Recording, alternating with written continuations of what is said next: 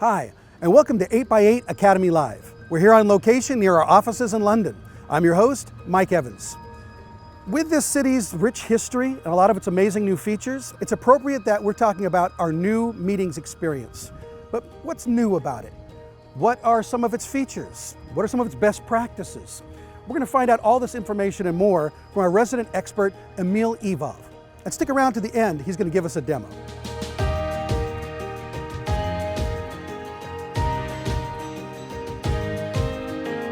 Hey, Emil. Hey, Mike.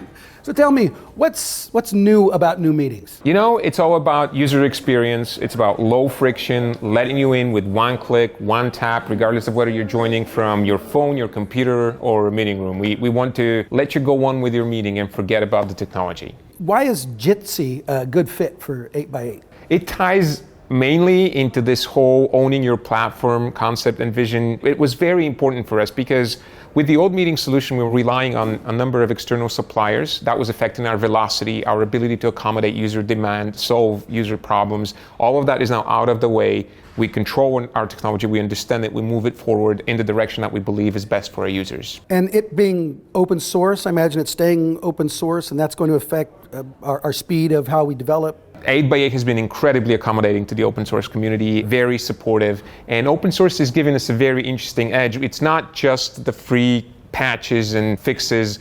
There is a lot of validation that happens in that community. However, there's always this interesting angle of thinking about problems that we haven't necessarily considered internally. It gives us an external perspective, which is very, very valuable. When I'm using it, I love it. I especially love when we're having big team meetings or even company-wide meetings using the live streaming. And it hit me that I'm not getting inundated with people joining and dropping and muting and unmuting and all of that. What went into the thinking behind live streaming versus just very large meetings?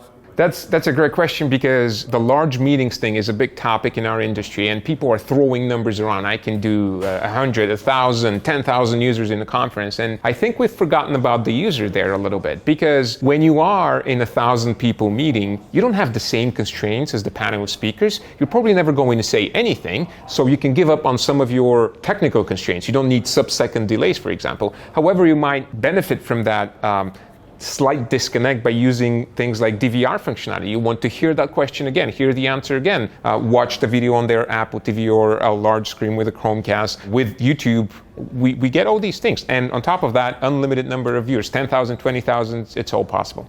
With more and more remote workers, I know companies love the idea of using video.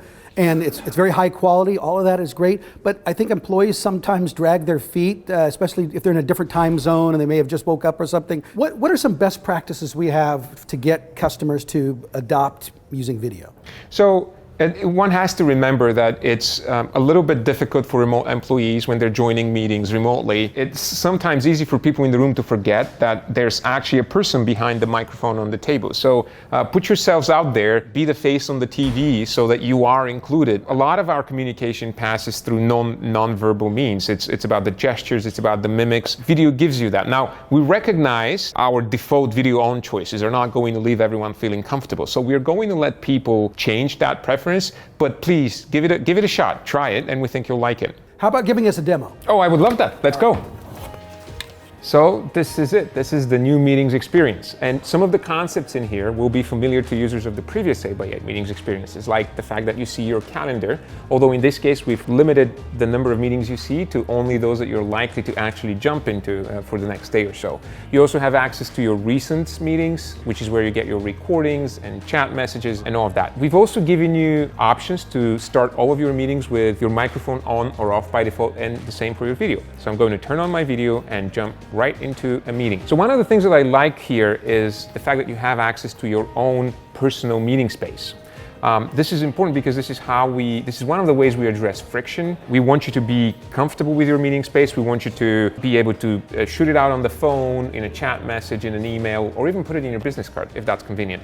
Once you're in the meeting, you actually get a very large number of functionalities. It's a very full immersive experience. That's another thing that I like about our new experience. It just takes over your entire screen and lets you forget about the technology and concentrate on the meeting. You have access to a large number of features the ability to show your screen, live stream to YouTube, dial in through the phone, dial out to other participants that you would like to join, raise your hand, and many, many other things. This is it for a 1-minute demo.